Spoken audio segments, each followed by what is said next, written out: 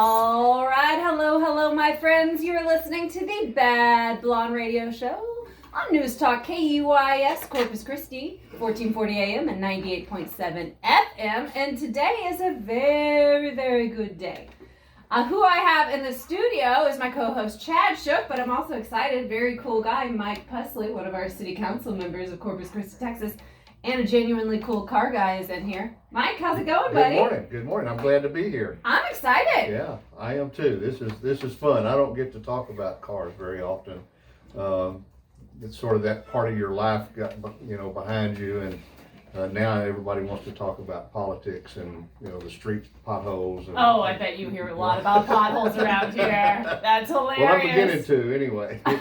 We didn't have too many of those when I was on the county commissioner's court, but we didn't have near as many roads as the city does to take care of. So isn't that funny? It'll be interesting for sure. On the real, so you have been very involved in Corpus Christi for how long? I mean, you're born and raised. You're a native. Born and raised. Which high school did you go to again? I went to Roy Miller High School. Nice. Graduated from Roy Miller, and I'm as Corpus Christi as they come. I went to Del Mar College, graduated from there. I went to A&I for a couple of years.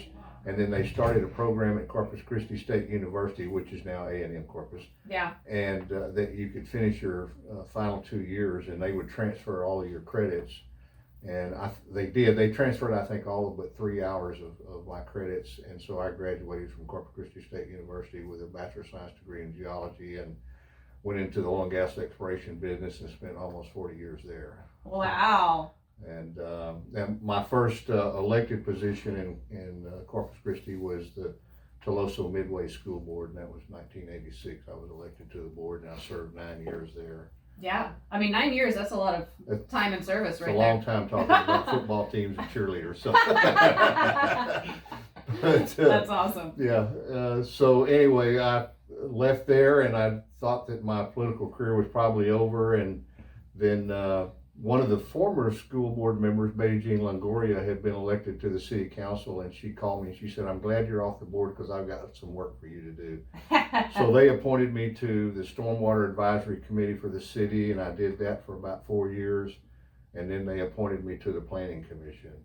And I was on the Planning Commission for 6 years, and then I ran for the County Commissioner's Court in 2008 and was elected and served. You were there for a long time. 9 years. Yeah, that's... Yeah, so... Anyway, so it was great. Yeah. So, and then again, I thought I was retired. And, no, not yet. Not yet. Some friends of mine, and I'll in a couple of months I'll decide whether they're still friends of mine. Talked me into running for the council. Trust me, we're really happy to have you back on city council. Well, thank you. I appreciate that. I listen. We were actually, before the show started, Mike and I were talking about how I listen to our city council meetings. You can listen online, YouTube. Right. You don't have it play while you're doing something.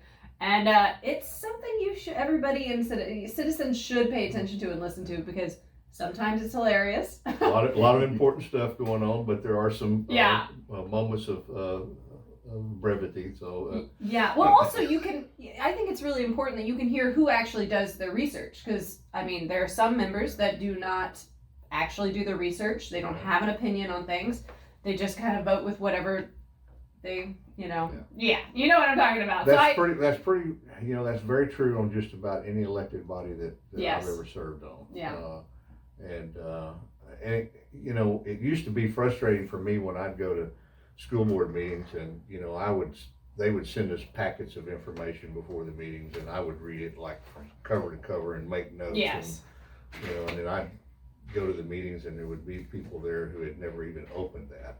Golly. And so you'd have to educate them during the meeting, and it was like, oh man, just read your packet. So anyway, it's sometimes a challenge. 100%. Yeah. I get it. I like that guy who ate the lady's face cake. Yeah.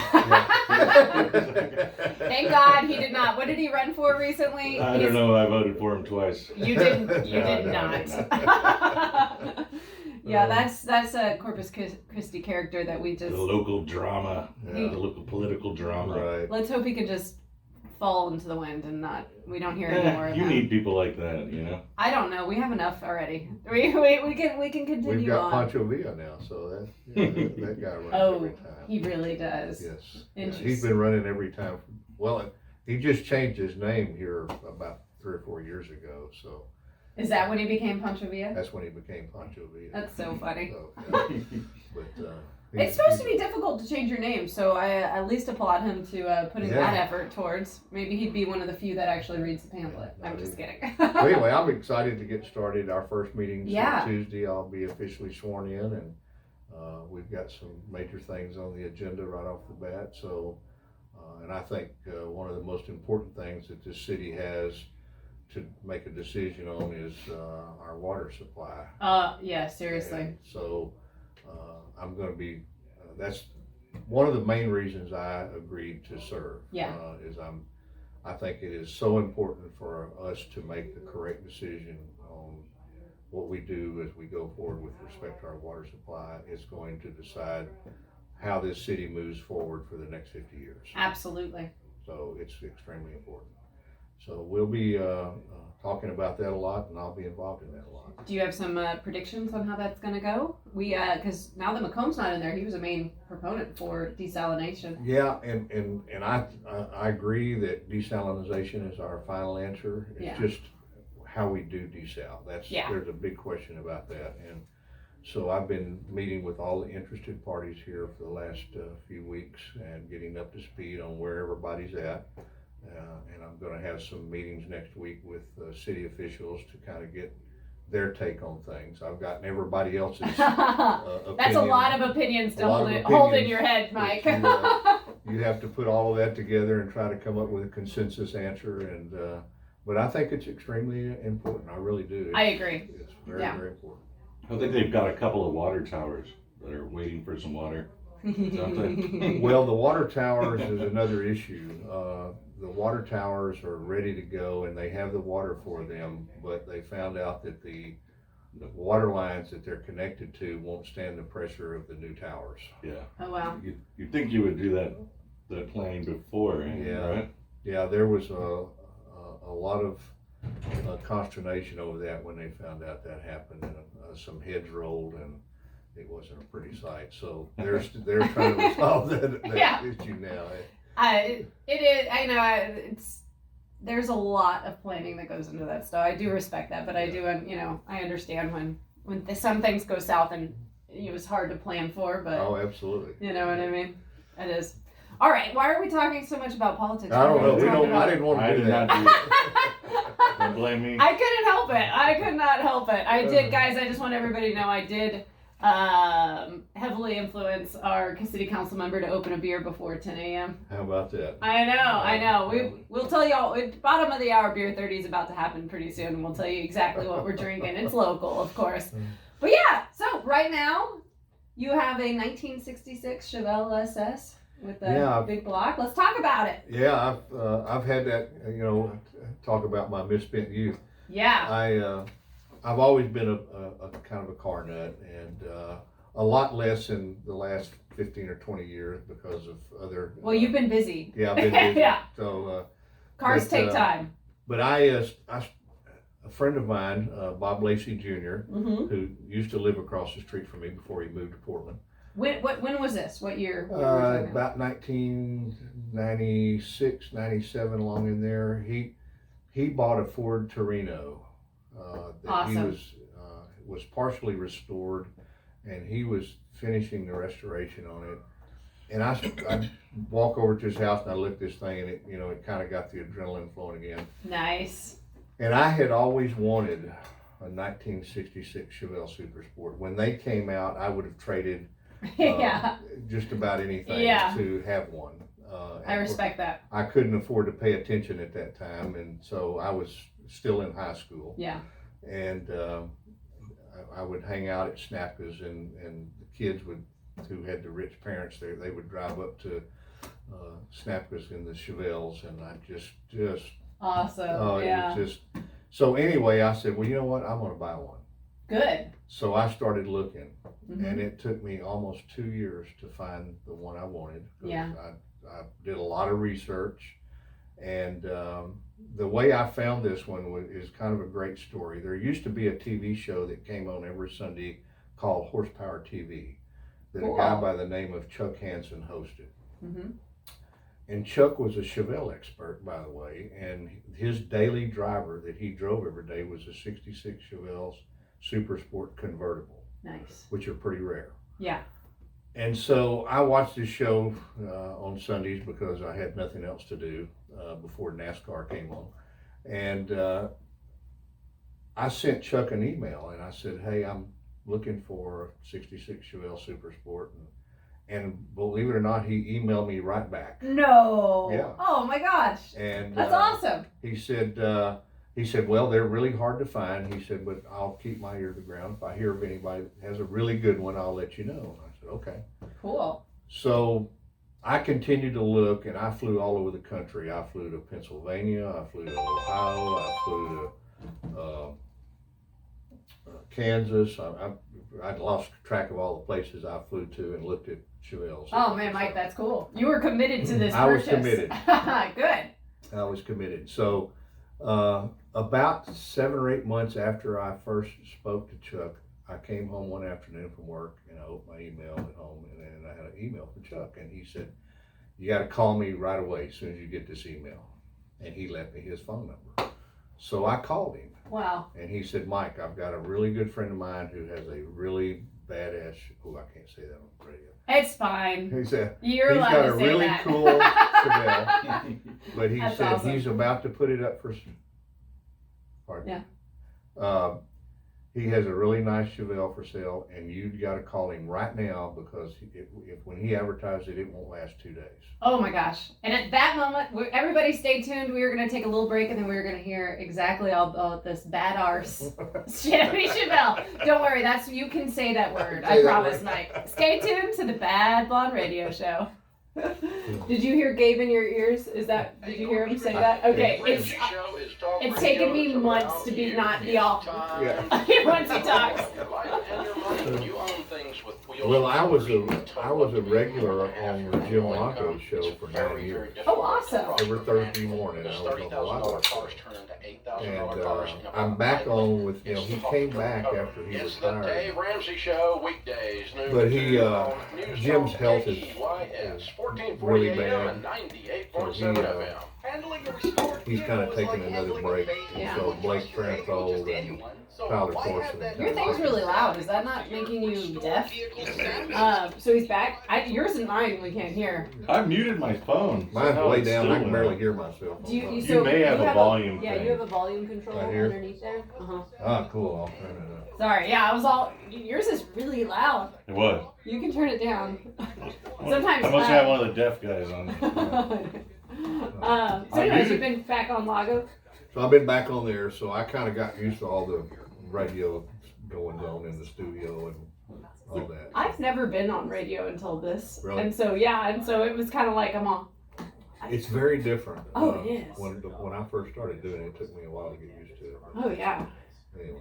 Anytime they talk, I've just within the last 2 shows, anytime they talk, usually I'm all my brain just stops and I have no idea what I was just talking about. Cudahy? Yes. Is that Cudahy Field? Cudahy Field. Okay, cool.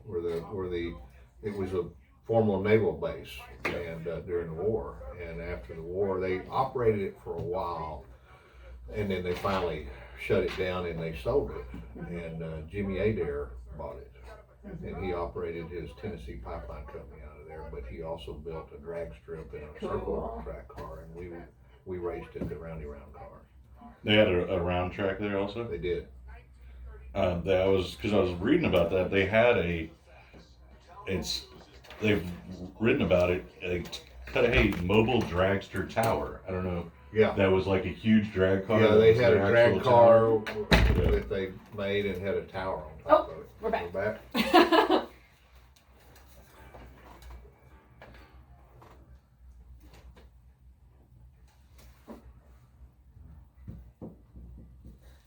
All right, hello, my friends. You are listening to the Bad Blonde Radio Show, News Talk KUYS, 1440 AM and 98.7 FM, brought to you by Competition Sounds. Thank you, Competition Sounds. And today is a good day, guys. We have Mike Pusley, City Council member and a longtime big Corpus Christi guy, and we are talking about his story of finding the Chevelle, his Chevelle, which is pretty awesome. Yes, so I got this call from Chuck Hansen. He said, I can't believe he went so out of his way. He's a great guy. He Obviously, really is. After I yeah. got to know him and we got to be friends, he is really a great guy. That's cool. And a bit of a historian and a part-time photographer. And anyway, so Chuck says, you got to call this guy. Chuck lives in Nashville, Tennessee. Cool. And he said, this guy lives in Clarksville, which is not too far from Nashville, and he's a good friend of mine, and he said he's got a really good Chevelle, and he said, you need to call him now. Mm-hmm. So he gave me the guy's number, and I called him, and he said, yeah, I'm taking it to Meekham's this Saturday to sell. No! And this is like on a Tuesday. Did he sign the contract already? He had not signed a contract, That's but I great. said, well, listen, and I had not seen a picture of it. I said, I'm just going on what Chuck Hansen's telling me. Yeah. But I'd like to come look at your car. And I said, I've already checked with Southwest Airlines, and I can be in Nashville at the airport on Thursday morning. Great. And he said, well, I only live about 15 miles from the airport. He said, I'll pick you up. So this guy picks me up. And like I said, I love this. I had looked at Chevelles everywhere. For and 2 usually years. when you walk up and look at it, you can go, this is not it. Yeah. And so the guy picks me up, drives me to his house, and he's got this detached garage that's all air conditioned and set up. And I mean, it's a first class operation, you can tell. Wow. And we go in and he's got the Chevelle undercover with the car cover, and he flips the cover off, and I went, I'm in love. That's it. That's the it. one. So An air-conditioned garage is always a good sign. a good sign, It, yeah. it really is. So, but he did not build the car. A friend of his there in Clarksville, who is a renowned Chevelle expert and a really meticulous guy at building cars, had put this car together. Well, that is And, certainly a good sign. And so anyway, I said, well, I've got to make arrangements to get it shipped back to Corpus Christi, and I'd already investigated how to get that done. Mm-hmm. And he said, well, what are they going to charge you to, ship that thing? I said, well, it runs in the neighborhood of whatever that was. I can't remember now. And this was about 1998. Yeah. And he said, well, look, he said, I've got a car carrier. He said, just pay me that money and I'll bring it to you. I said, Awesome. okay, deal. So I wrote him a check for half the money there, and then when he delivered the car to Corpus, I wrote him a check for the other half, and I've owned it ever since. Oh, that's fantastic. Isn't it cool to like lust after a car your whole life and Yeah. then finally get it? That's a lot of car stories are Yeah. people have always just wanted this one make when they were Uh, a child or growing up, just I love that car You one have- day. I was gonna say, Chad, you have that story with your Porsche. I do. Yeah. But it's just cool when you're like Chad when it had, happens. Chad had actually worked on this Porsche, like at our mechanic shop. Chad had Right. worked on this Porsche and lusted after it for years, and it went through multiple owners, and that usually happens. We'll work on a car, Yeah. as it passes through multiple owners, we'll keep working on it, and then out of nowhere, you got it, I did. and It's just cool when like You you, get it. grow up and Yeah. you're just like, oh man, I love that car. Yeah. And then one day you get that car. Well, that's my story. I just had, It's like a I pretty said, cool the story. first time I saw a '66 Chevelle, I was in love, and I just absolutely would have killed to get to have one. And so anyway, when the bug hit me, I was dedicated, and I did a lot of research and a lot of time, spent a lot of money Yeah. looking for the right one. it sounds like it. Yeah. And how often do you take it out? Is it in Corpus or? It's here in Corpus, Yeah. and under lock and key and security alarms and the whole 9 yards. Good. It's very well protected. Excellent. Guard dogs and Yeah. what kind of insurance are you running? Or do you run classic car insurance on it or No, I don't. You should. I just run regular insurance on it, and I have a good working relationship with the insurance agent that I use, and he's a car guy, and so I did a lot of investigation on that, and Yeah. I just went with the regular insurance on it. And I'll tell you another great story. When I bought the car, it had Tennessee license plates on it, of course. Yes. And I said, well, I got to get those changed. So I started doing some research, and I found out about this guy who lives between here and Rockport. And he is a license plate dealer. Ooh. Sounds illegal. I know. I was like, what is this? Well, I don't know what this is. But for antique license plates. Okay.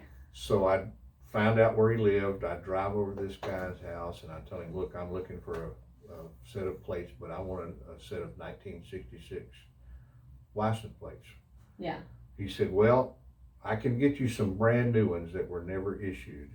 But he said, they're expensive. And I said, well, what's expensive? And he said, well, it'll be about $75. I said, no problem. I said, That didn't sound quite as expensive as no, I thought it was I gonna was be. shocked. He said, hey, he said, it'll take me about a week to get them, but he said, I'll get them. Mm-hmm. So he did. He got me a set of 1966 license plates that had never been issued, brand new, still had the paper wrappings around. How does one even find themselves in that venture? No clue. Right? I never asked So him.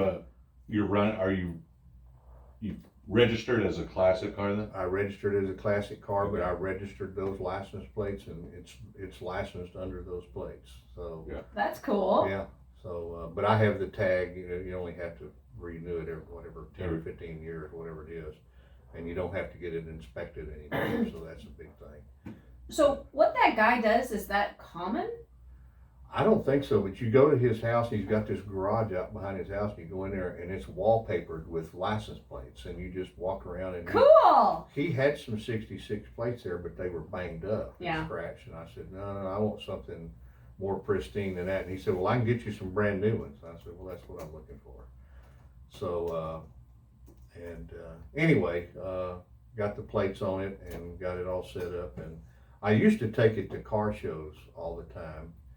And the only time I never won first place was when a friend of mine had a car show, and it was mainly a Ford car show. Yeah. But he invited me because he knew Yeah. I had this great car. Yeah. So I went over and I won second place at the Ford car show.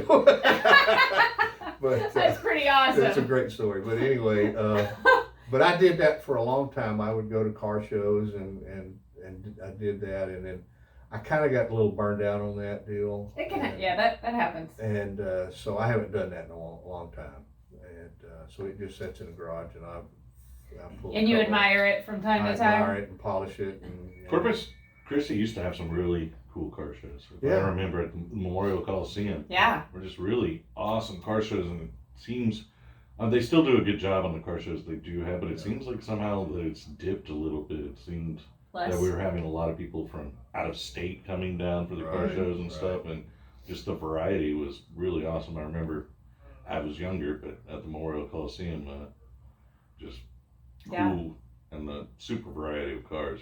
So hopefully we can get that going again a little stronger, right? Well, doesn't Coastal A's and Rods still They do a Memorial a Day good bash? one. It seems a little more local Yeah. than they used to be. Yeah, I've entered their show for several years in a row, and always took first place in whatever division they had me in. And but it was a good show. There were a lot of nice cars showed up there. There was a guy showed up with a Camaro there. He was there every year I was there, and I tried to buy his Camaro every year I was there. But he wouldn't sell it. Hey, persistence pays off, though. It does. Seriously, it does. So, but he had a really nice '69 Camaro, and that he had restored, and it was really great. So, and so in 2010, when they came out with the new Resto Camaro, Yeah. where they went back to the same body lines as the 67, 68 year models, when they had the big unveiling of that over here at Allen, then Allen Samuel Chevrolet, I went into the manager's office there and I ordered me a new one. Yay! So I have Awesome! a 2010 Super Sport Camaro. Nice. Sitting in the garage with a cover over it that has 4,000 miles on it. Oh, snap, Mike. Yeah. Sounds like you need to drive it. So I That's take it out awesome. occasionally and drive it, and it Yeah. scares me to death. You know, when I was 18, there wasn't I didn't think there was a car that went fast enough. And so anyway. Awesome. All right, I love that. We're going to talk more about this Camaro with only 4,000 miles on it in a bit. Everybody stay tuned to the Bad Blonde Radio Show. I was all like, is that music coming through? Is that time for us to stop? Oh, let me go grab something to pop. Yeah, isn't it crazy the horsepower changes now? I mean, the Porsche I have 79 was really fast in 79, and now like a 4-cylinder Honda Accord is faster than it. Oh yeah, It's crazy.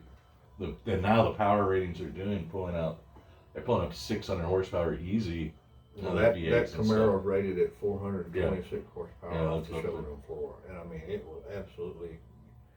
It has a 6-speed manual transmission, and you can be running along in fourth gear and stop down on it. It'll be on 100 miles an hour before you can bat your eyes. Yeah, I've driven a couple of not one of those, but the CTS, the Cadillac V's, which run the same engine. Oh yeah. And yeah, it's a lot. It's crazy the lot horsepower of they're pulling, especially that old, still running pushrod engine. Yeah. And Cadillac or Chevy's apparently got that down pretty well. Yeah, they started experimenting with that back in the 60s, and it took them a while to get it right, but they finally did. All right, we got a nice little text message regarding your Chevelle. Really? A gentleman named Michael says, "Great. How about some particulars? Know if it's an SS396, 4-speed, power glide, color, buckets." Oh, I can give mom that. Yeah. Yeah, we'll have to. We'll run It's nice when we get an actual text message. I forgot to check on this.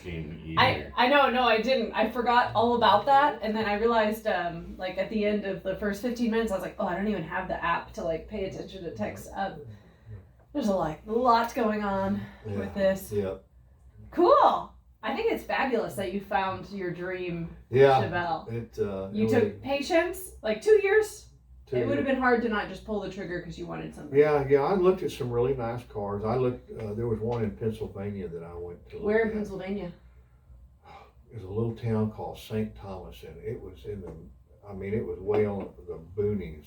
Yeah. I thought I never would find it. Well, what did you say, Louisville? What was the whatever city you said? Clarksville, yeah. Tennessee. I worked in Clarksville, Tennessee for like a week at one point. You did? Yeah, so I was like, there's some tiny little towns. Yeah, it's not a big place. Yeah. And, but the guy that I bought it from, he was a really cool guy.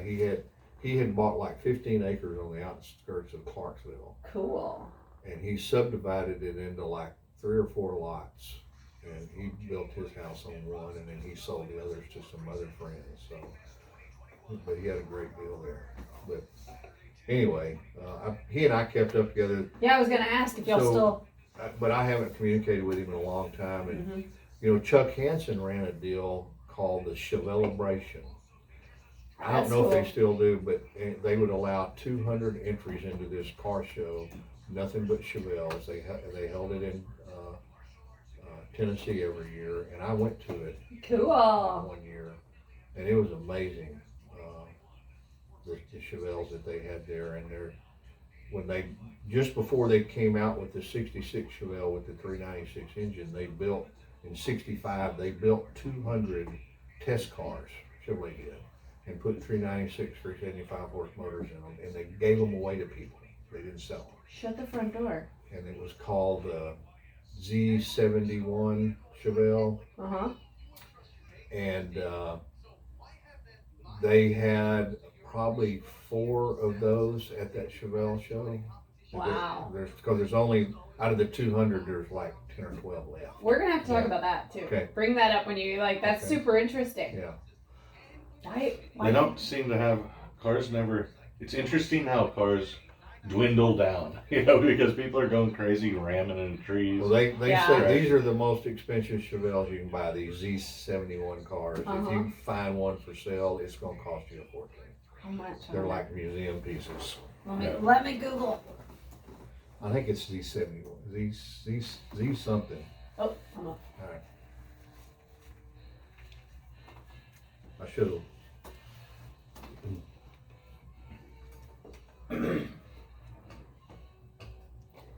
Hello, my friends. You are listening to the Bad Blonde Radio Show on News Talk KUIS, 1440 AM and 98.7 FM, brought to you by Competition Sounds. Thanks, Competition Sounds. And you know what time it is? It is bottom of the hour, beer 30. And yeah, I already actually... It was beer 30 at 10 a.m. I talked Mike into having a beer.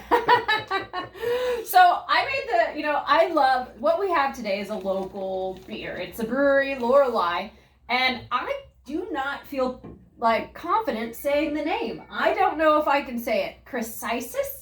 Yeah, I don't know. I give up on that. I know. Shame on me. I really should have looked at the label before I ran into Stripes, grabbed it, and then I was like, man, I'm gonna have a hard time saying this name on live radio. This is not gonna be great. It's tasty. It's got a nice little kind of fresh. Yeah, it's very smooth. Yeah, right? Yeah. That's not what bad at all. What is it, Kayla? Oh yeah, let's have Dave on the line with the Chevelle story. Let's hear it. Hello guys, how y'all doing? Hey Hi. Dave, welcome on the show. Glad you're calling. I've got a kind of a sad story. Oh no, Uh-oh. let's hear it. I should be stoned in the county square from the Oh, all right. I can't wait to hear So now. I know it already. You had a Chevelle and you sold it for like nothing. Oh no. Uh-oh. Oh gosh. Well, I should pop a beer for you in that case. We're going to go back to around about 1983. I was about 22 years old at that time. And I had a 1966 Chevrolet El Camino. And a neighbor of mine had a 67 Super Sport Chevelle, kind of like what you were talking about. Right. But by today's standard, this is considered a gold mine of a mine. It was intact, it didn't run, it faded paint, but it was complete, it wasn't rusted, It left paint on the window where everything could have gone higher.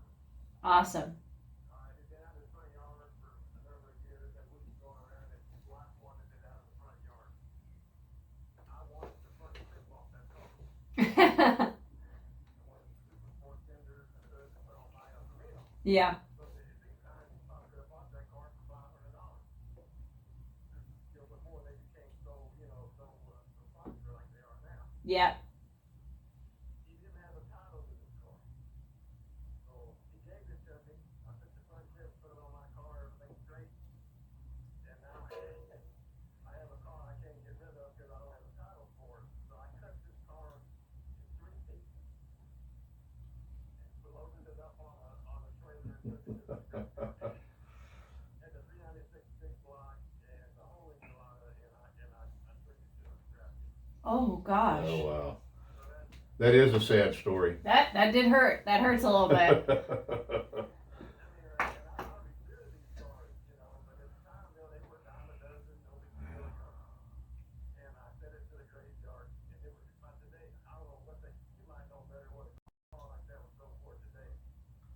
Well, the 67s, the thing about them is they made a lot more of the 375 horse 396 motors in the 67 model. In the 66 model, there weren't that many of them. They only made a couple of hundred of them. And if you find one of those, it's like finding diamonds.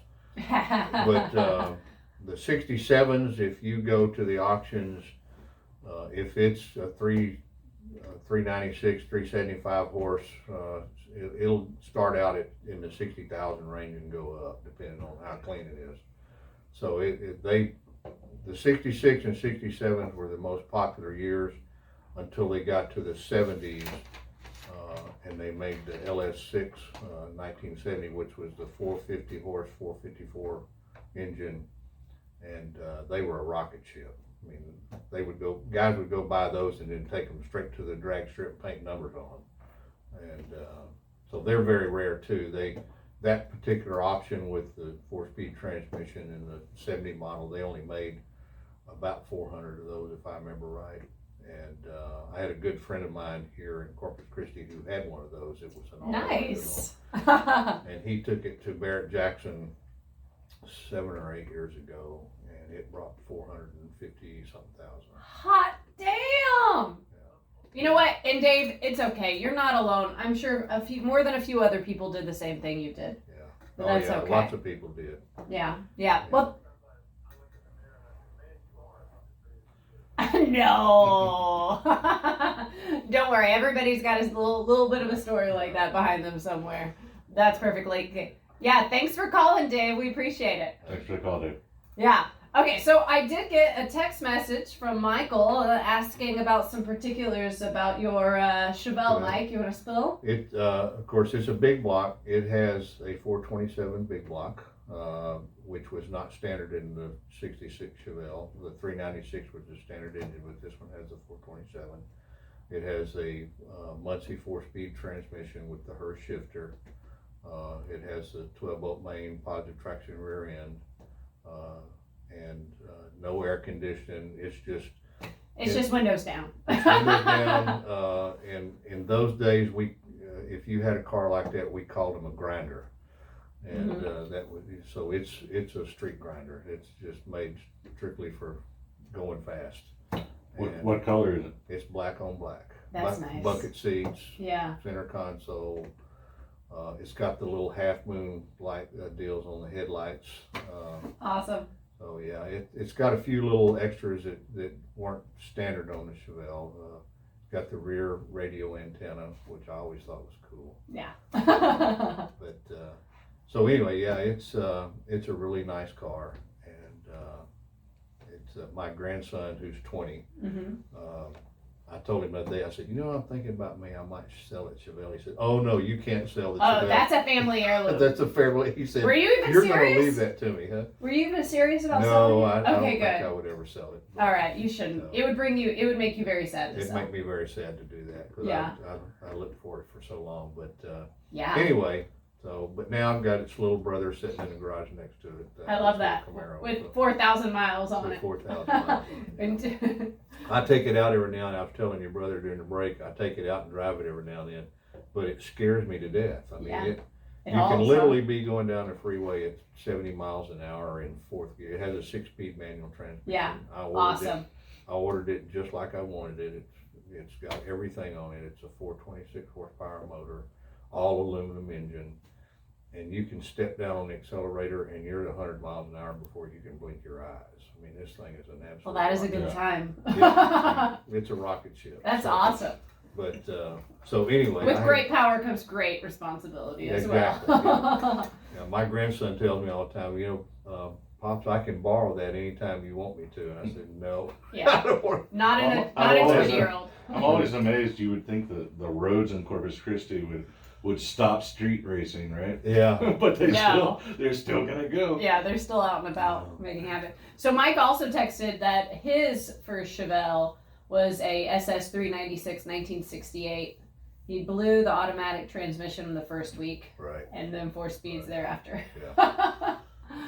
It's okay, Mike. Thanks for texting. I appreciate that. I love it. And if anybody else wants to text in, has some Chevelle stories, the phone number to text or call is 882-5397.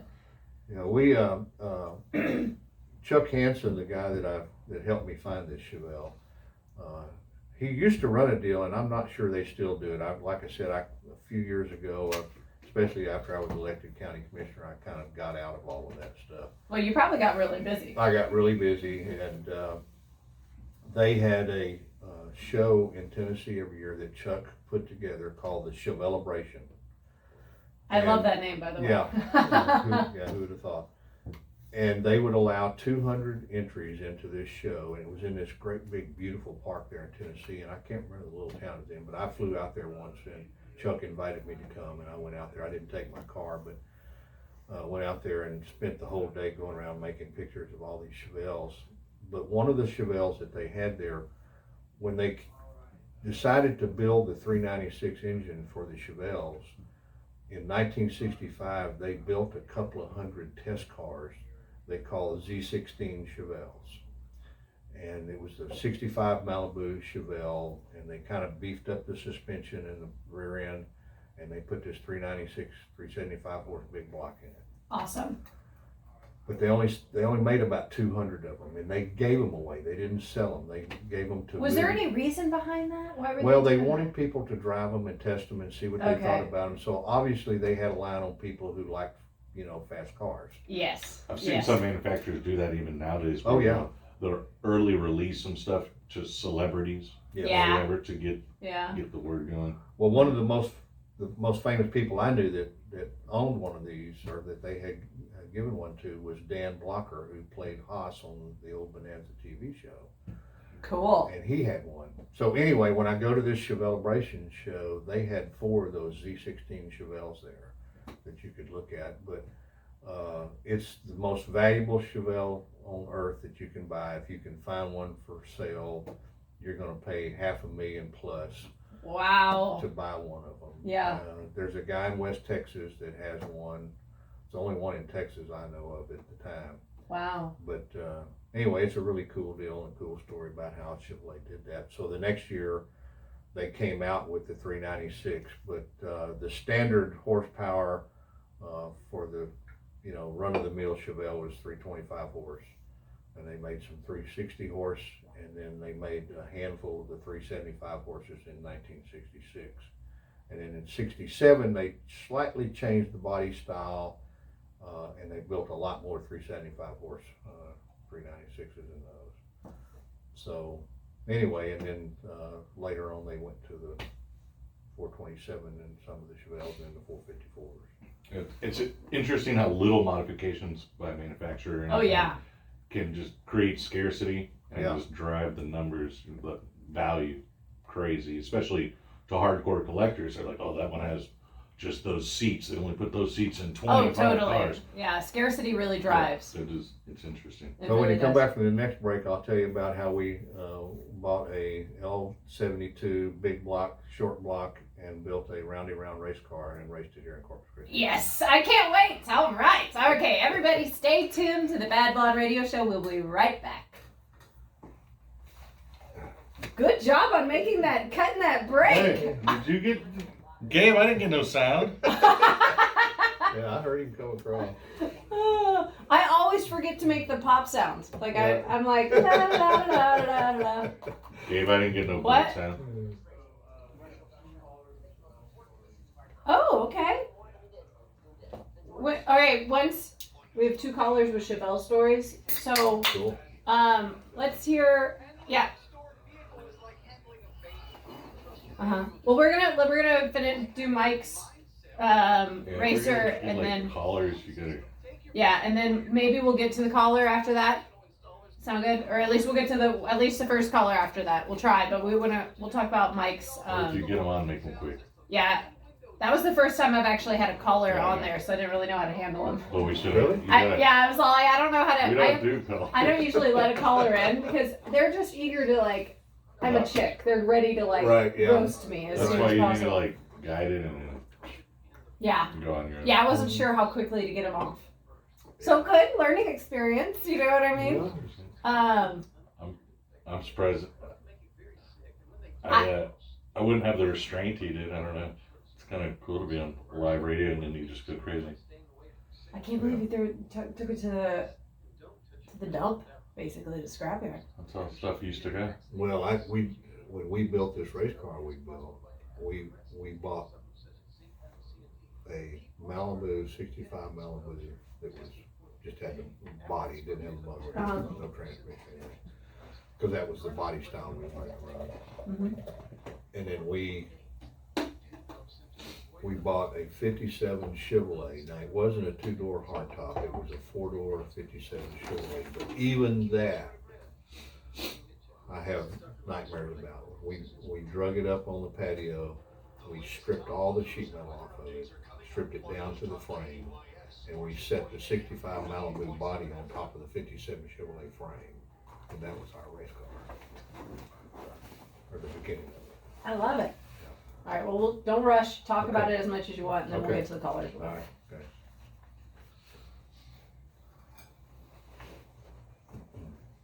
okay. All right, we are back, my friends, listening to the Bad Blonde Radio Show every Saturday at 10 a.m. unless the Longhorns are playing, because we'll be watching the Longhorns and you'll be listening to the Longhorns. But in the studio, I have my co-host Chad Shook and I have Mike Pusley. We're about to talk all about his race days, and then we got some callers on the line to look forward to talking about Chevelles. Yeah. Mike, let's talk about your race days, buddy. Yeah, I call it my misspent youth. Love that.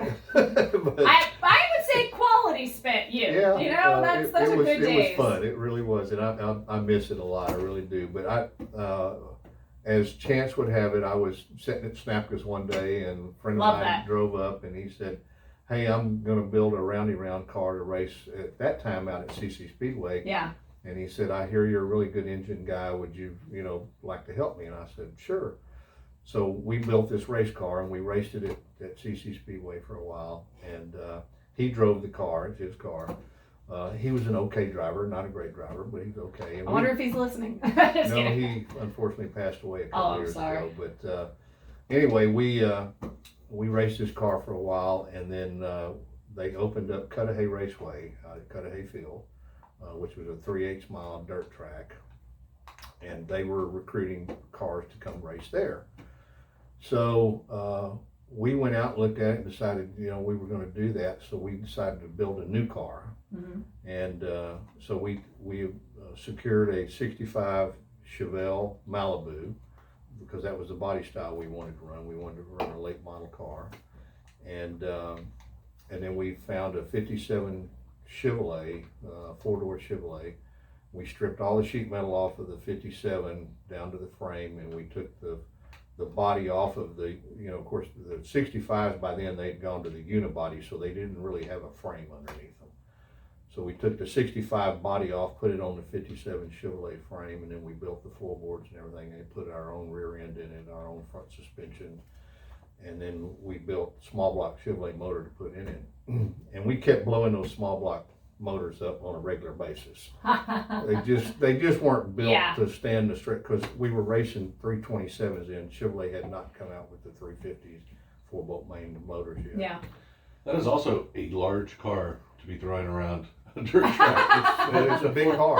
Yeah. But they were all late models cars Yeah. like that. They were all, there were Dodge Chargers there. I mean, they were just about anything. you Not a could lot think of room, No, not a lot of room. So, but anyway, we finally secured a sponsor, and Who was the sponsor? the sponsor was Competition sounds. it was, Yeah. probably companies that are not even around anymore. Culberson Well Service, and the way we got this sponsor was the friend of mine, his sister was dating the guy who owned Culberson Well Service. And It's all about who you know. it's all about who you know. And I love that. he I came love to the that. races one night and watched us, and he came out and said, he came up to me and said, "Hey, y'all got a really great car, but y'all just, don't seem to be able to keep up with the top guys." And I said, "Yeah," I said, we need some sponsorship, and we need a new motor." Yeah. And he said, "Well, what kind of motor do you need?" And I said, "Well, we need a big block to, compete out here." Uh-huh. I've learned in racing that talent can reach a certain level, Yes. and a lot of people are almost as talented, but money is a different game. It Yeah. really is what you spend. Yeah, and for me, it's what ruined NASCAR for me. I always enjoyed NASCAR, but I enjoyed it because there were still some of the guys out there who were building cars in their garage. Yeah, And that's what I admirable enjoy. right there. Yeah, and For sure. But now it's like 2 or 3 guys own all the cars. Mhm. And it's wind tunnel, and it's, Oh yeah, I mean that's what I miss is the old days of racing when guys were what was it, the chaparrals, Yeah. sticking fans onto their Indy cars to suck them to the ground, just the experimentation and everything. And now with wind tunnels and computers and money, it's The like soul's Jeff getting Bezos taken comes out. in. Well, like Richard Petty used to wrap duct tape around his foot because the firewall would get so hot that it would burn his foot by the time the 500-mile race was over. Wow, yeah. Before they came up with how to shield the floorboard, and so It's those stories, yeah. it's just. But anyway, so we this guy gives us some money, and we went right over where this electrical supply place is. Used to be the Chevrolet dealership here, Lou Williams Chevrolet, and we went over there and bought a brand new L72 427 big block. Do you remember how much that cost at the time? By the time we bought it and got the oil pan and everything, it was about $2,200, which was a lot of money back then. Yeah. That was a lot of money. Yeah. And then we went and bought the heads, aluminum heads, the Ellerbrock manifold, Holley carburetor, Nice. everything to go on it. We put it together and put it in that car, and it was a rocket ship. Fun. And we hired a driver, Uh-huh. a guy by the name of, and the greatest race car name I think ever, Rick Rapp. Oh! Well, you had to be a race car driver with that name. That is That phenomenal. or a common day rapper. Yeah. The common day Rick rapper was name his also. name, and unfortunately, Rick passed away 4 or 5 years So ago. y'all hired a driver. Yeah, he became our driver, and How So did you was find the him? payout that y'all were running for? yeah, we would give Warranted? him a percentage of the winnings. Good. And Rick had his own car for a while, and he had wrecked his car, and he didn't have the money to rebuild it, and he was the best driver out there, Oh, well then, hands down, yeah. and we knew that. Okay. And so we got him to drive our car, and he drove it for the entire time that we raced from then on, and we were the #1 car here in Corpus Christi for years. And Cool. and we'll probably get a lot of callers about this. I'll make a lot of people mad. Oh, let's make him mad. I don't But care. we used to outrun the Labanis every weekend. Awesome. So- Excellent. So I've always been quite proud of that. Let the lions get flooded with hate. That's That's right. fine. But How fun. That sounds like a really good time. yeah, we did. Yeah. We had a blast. So how long did y'all do this? We did it, I don't know, for several years, and then Hurricane Celia hit and blew the track away. Celia really ruined up a bunch Yeah. of stuff. It blew the grandstand down. It blew the.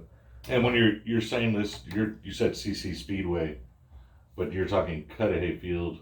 Back Well, then, we or- started at CC Speedway, which is a little quarter-mile asphalt track that was over here off of Flato Road. Cool.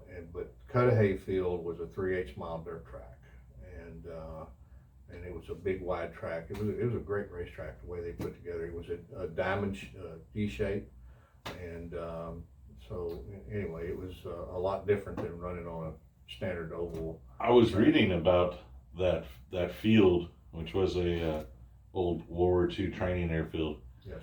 and a gentleman bought it, and he was going to make basically a race park. He was going to have like dirt track, motocross, all That sounds types awesome. of stuff going on there. Yeah. And I guess that somehow fell apart. But he also had a movable dragster as the timing tower. Yes. It was a 2-story Yes. timing tower It was with a cool looking deal. a Wow. huge dragster. And I think if anybody Googled that, I was Googling Cudahy Field, looking it up, and this immediately popped up on bangshift.com, which they're just talking about the largest, the weirdest, coolest timing tower in drag racing history. And How that's cool. Yeah. Cudahy Field dragster. Man, what are the odds? Yeah, it was really neat looking. Yeah. The way he had it built in a fabrication shop, so it looked like a drag car, but it had a 2-story tower on top of it. Hilarious. And they could move it around. I mean, that is quite convenient to be able to move it around. Yeah. All right, should we take some calls? Let's see. I know that we have some people waiting on the line. Let's see if Gabe's paying attention. Gabe, are you on? I saw you napping over there, buddy. All right. All right, let's get Tracy on the line. How does this work? Is there a pause, Gabe? Instead of Tracy, we now have Scott. All right. Let me punch Cudahy. Hey, Scott. How are you? Welcome to the Bad Blonde Show, buddy. I'm fine. We know each other, but we don't know each other. Your doctor should live in my rent house under Texas, the University of North Texas, and that's doctor should. But so we relocated to my wife located to relocated back to Polk County, Corpus Christi. Excellent. We're here. Well, I think it's $450,000 Chevelle bill. 2006, I purchased blade, probably came through down in Boston, dirt back. I think $450,000 with a hammer for a red with a white vertical top, white interior, 54 inch Chevelle instead of world record at that time. So when I heard that number here a minute ago, it's probably a call. Let's do that's not the world record because What is the world record?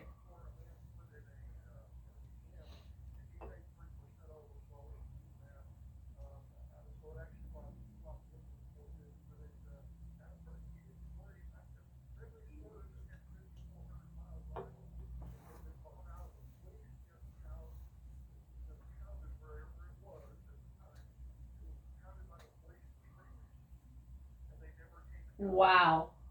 What? That's the score. Holy cow. Well, the guy that owned this LS6 was Buddy Herring, who also has passed away. But Buddy took it to Barrett Jackson and sold it. Okay. Wow! I love that. It is such a small What a cool world in the story, classic yeah. car arena. I know. I love that. Thanks for calling in, Scott. Yeah, thank you, Scott. Quite a pleasure. All right, guys. Well, we are at the end of the show. This is every Saturday at 10 a.m. Mike, thank you so much for coming on. This was fun. You're one of my favorite people, that's Thank for you. sure, here in Corpus. Thank you. Chad, thanks for showing up kind of on time. You just barely made it at 10 a.m. We really appreciate I that. was doing my makeup. All right, guys. We'll see you next Saturday listening to the Bad Blonde Radio Show, News Talk KUYS, Corpus Christi. That was awesome. That Yeah. was so cool. How I about love all that? that history, Yeah. man. Yeah. That was Scott Vardaman. I have thought that was probably him. I Scott thought. who?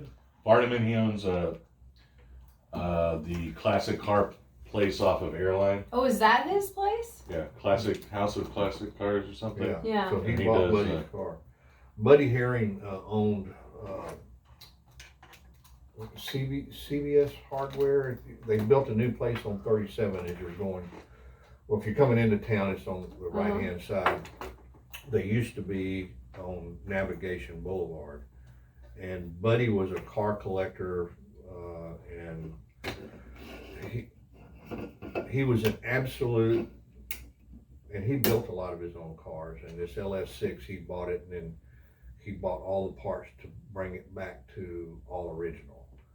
And Buddy had his own airplane and was an experienced pilot, and he would fly all over the country. I mean, he flew to Pennsylvania one time to buy a bucket of bolts because they were the original bolts that came off of whatever he was building. That's awesome. But he had a bunch of cars, and he used to tell me all the time, he'd say, "Hey, I want you to bring your Chevelle out and look at it." I said, "Buddy, I am not bringing my Chevelle to your house because you will pick it to death."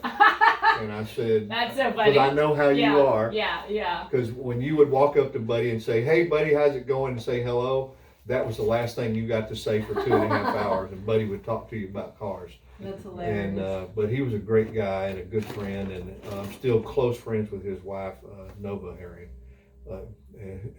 Chevrolet guy married a lady whose first name is Nova. Yeah, that's shocking. So, but he had all these great cars. So just before he contracted cancer, he had cancer twice in his life, and the second time it came back, it got him. But he knew he had a short time to go, so he and Mike Scott, who owns H&S Constructors, they took all of their cars. Mike had a big car collection too, and they took them to Meekham's in Dallas. Oh wow, yeah. And Meekham's sent trucks down here to get them. Yeah. And Buddy Herring had a Corvette that was a 68 model that they only made 200 of. Wow. And he had one.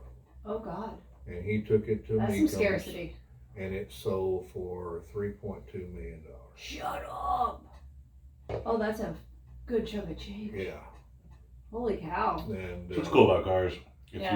unfortunately not anymore, I don't think, like, my 96 Ford Ranger, I always joke about that. But Yeah. It's like, That's not it's going to be like, a classic. you never knew that these cars were going to be worth No. anything. Yeah. But it's like, Yeah. none of our cars are going to be worth anything.